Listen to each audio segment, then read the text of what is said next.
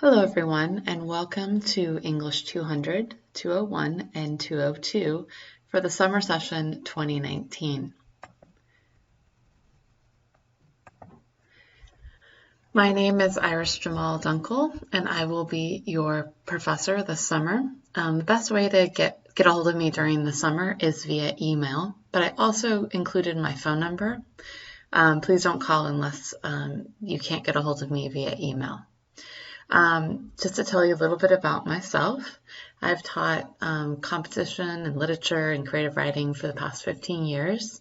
I have an MFA in poetry from New York University, and I have a PhD in American literature from Case Western Reserve University.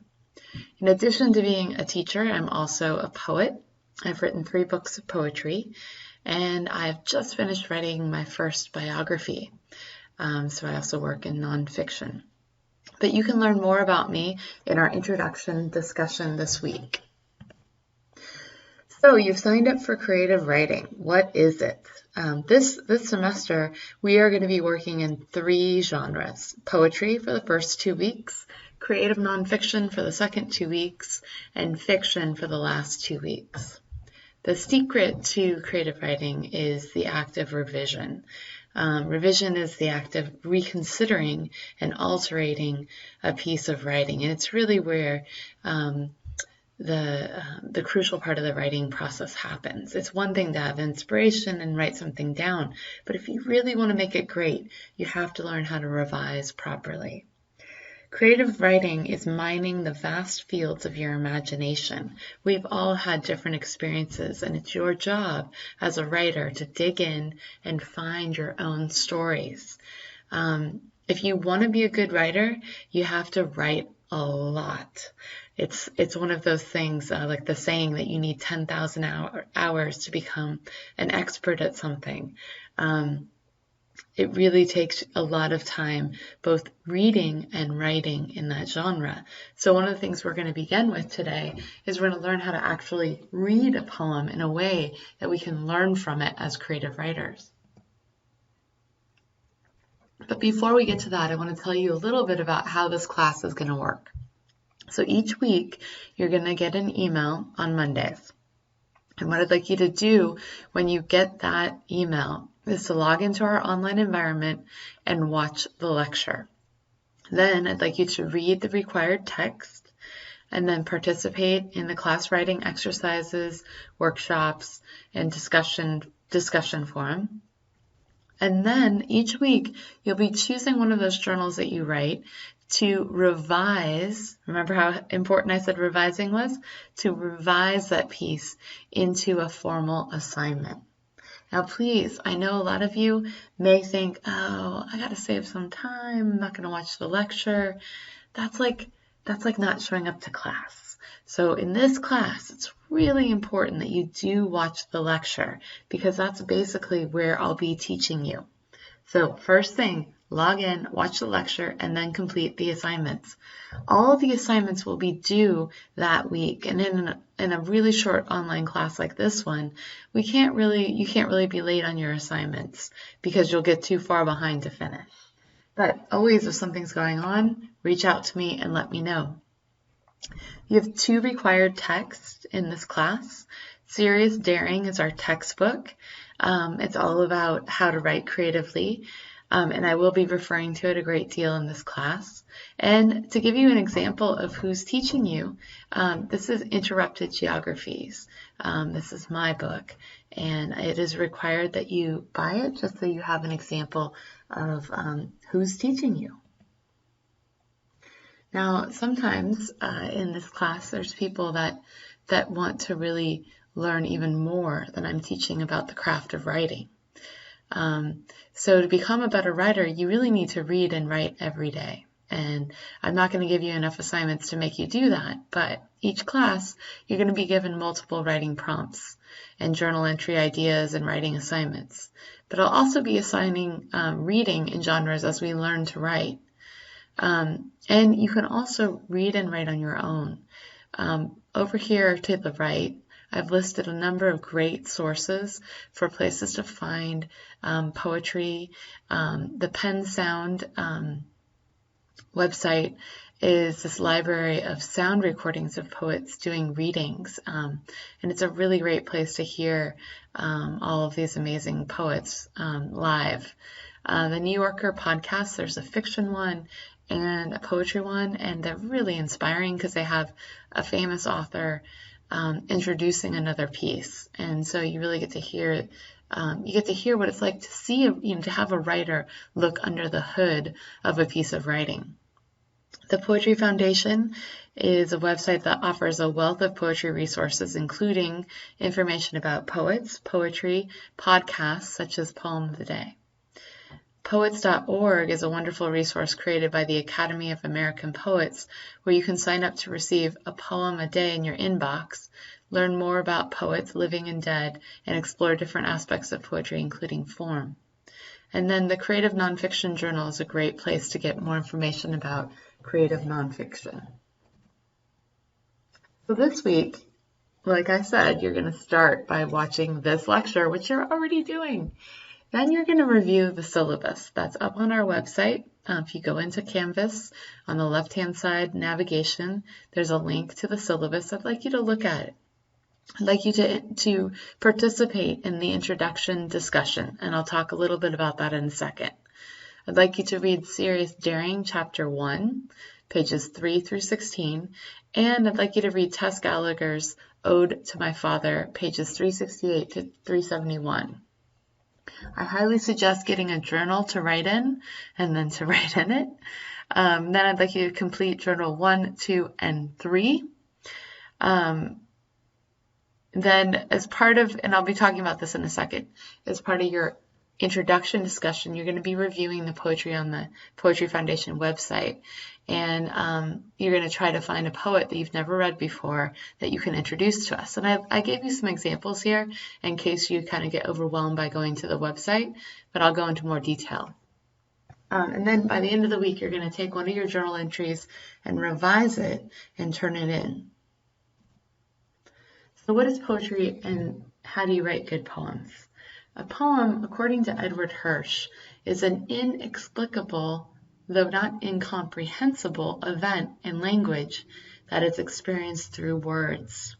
It's language at its most intensified. A poet's work is to name the unnameable, to point at frauds, to take sides, to start arguments, to shape the world and stop it going to sleep. That's from the Satanic Verses by Solomon Rushdie. Can appear in meter or form or free verse, and there's even poetry that looks like prose. It's called the prose poem. Always in poetry, you want to avoid cliches.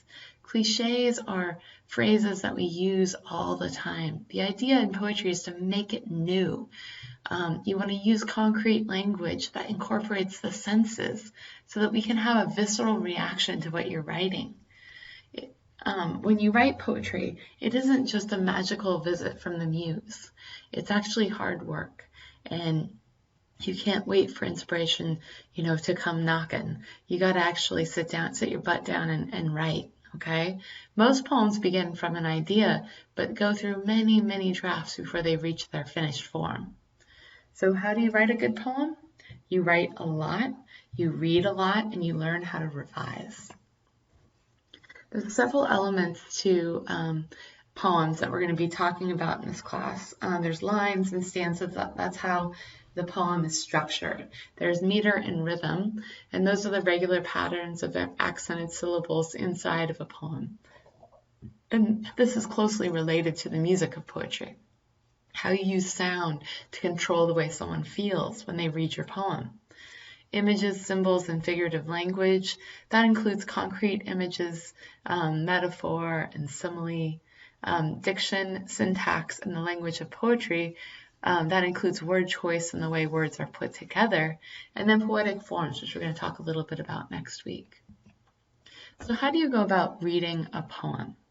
I'm going to start by reading this poem aloud to you. This is a very famous poem. It's called The Lake Isle of Innisfree. And it's by William Butler Yeats. Yeats was, he's widely considered one of the greatest poets of the English language. He received the 1923 Nobel Prize for Literature, and his work was greatly influenced by the heritage and politics of Ireland. Now, Yeats wrote this poem while he was living away from Ireland, and I think many of you probably know the history of Ireland, that it was colonized by England. And so a lot of its culture was forgotten. And in Yeats' time, this was something that the artists were trying to bring back. And the Lake Isle of Innisfree is a place in Ireland that Yeats was dreaming of when he was actually in England. So when he's talking about the end of the poem, he's going to talk about the roadway where the pavement's gray, and that's in England. The Lake Isle of Innisfree.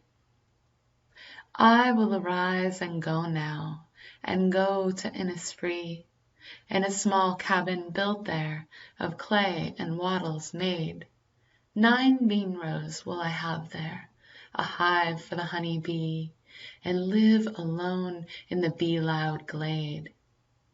And I shall have some peace there, for peace comes dropping slow, dropping from the vales of the morning to where the cricket sings.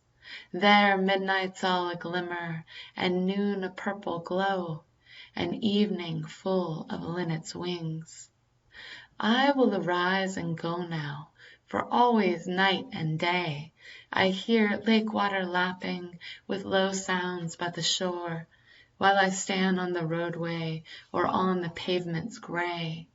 I hear it in the deep heart's core. So you can see when you look at this poem, it's consisting of 3 stanzas, and each stanza has 4 lines in it. If you look at the end words, Innisfree, made, bee, glade, they rhyme. So Innisfree rhymes with bee, made rhymes with glade. Now just a little disclaimer that in this class, I'd like you to not rhyme in your poems as end rhymes. You can use rhymes in other places in your poem, but until we've gotten through a few weeks of poetry, I'd like you to avoid rhyming. What Yeats is saying in this first stanza is that he wants to rise and go to this place where it's very rustic. There's a little cabin made of clay and wattles. Wattles is like adobe, with a simple garden and a hive for the honeybee. And he says in single syllables in the last line of that stanza, to emphasize it, he wants to live alone in the bee-loud glade. Notice how those sounds, bee-loud glade, right? They operate almost like a heartbeat. In the second stanza, he starts to talk about how if he goes there, he's going to find peace. And he talks about peace in a really interesting way. He says it comes dropping slow. And it's really kind of like if you think about when you have honey and you're trying to get it off a spoon, how slowly it drips down. That's how it is. You can't just sit down and be peaceful. You have to settle into it. Dropping from the vales of the morning to where the cricket sings. There midnight's all a glimmer and noon a purple glow. Think of what it looks like when you're out in the country and you look up at the stars. He's talking about that many stars. And in the evening, the skies are full of linnet's wings. They're little birds that are eating all the bugs and circling above him. So in the final stanza, there's repetition.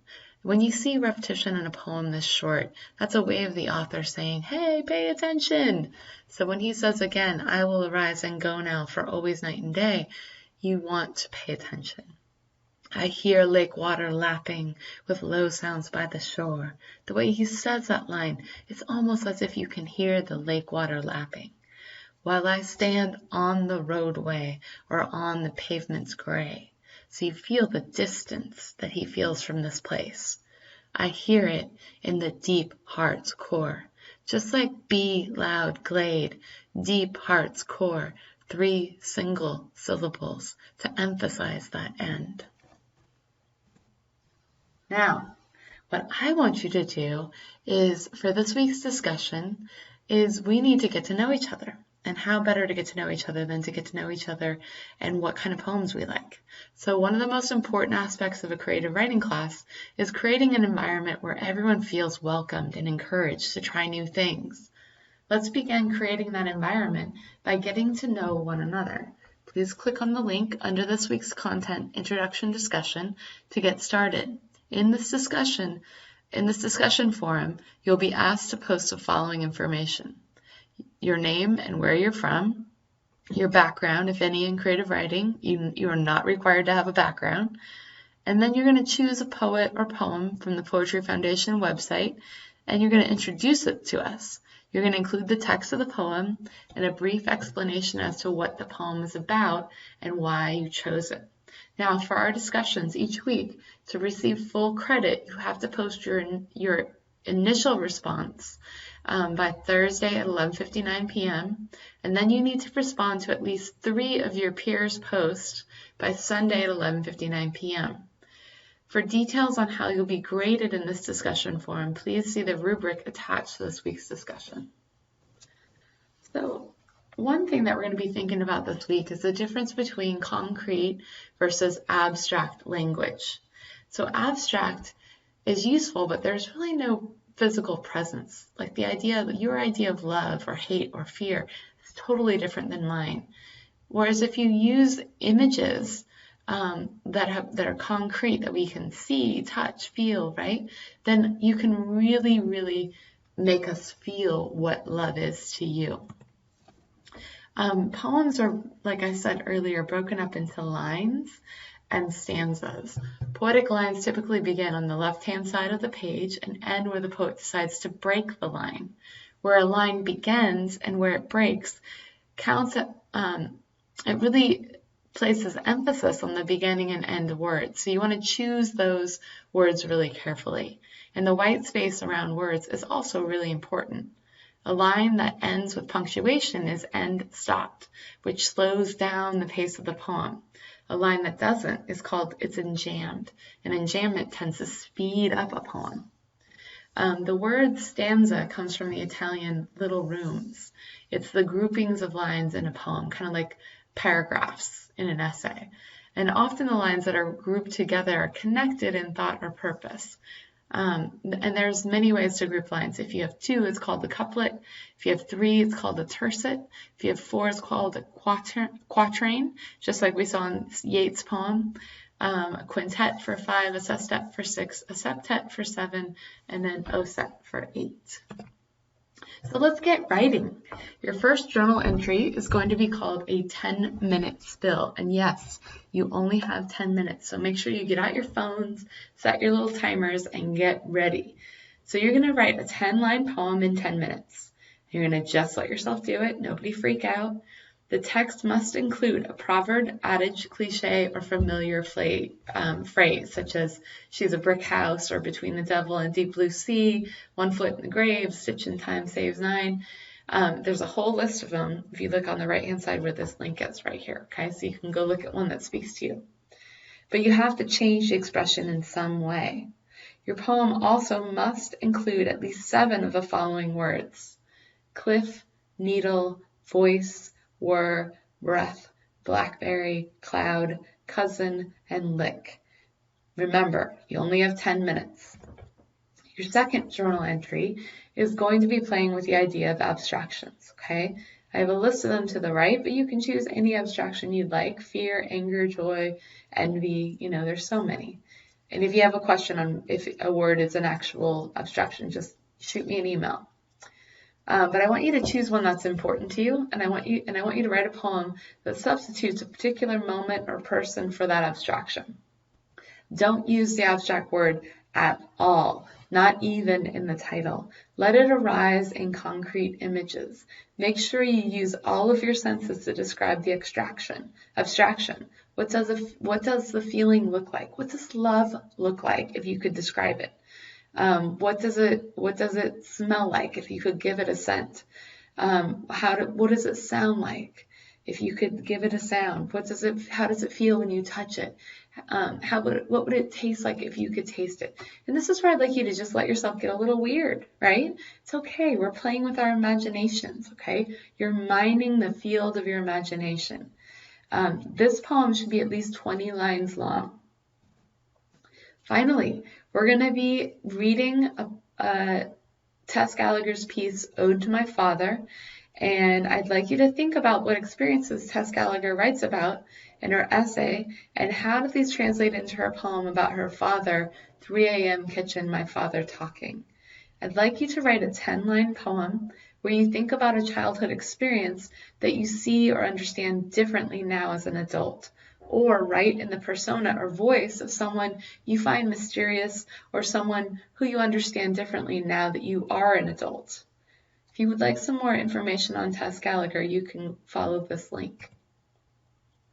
All right, for your last assignment this week, you're going to take one of these 3 journals that you just did and revise it using some of these guidelines here. Okay, there's questions you can ask yourself.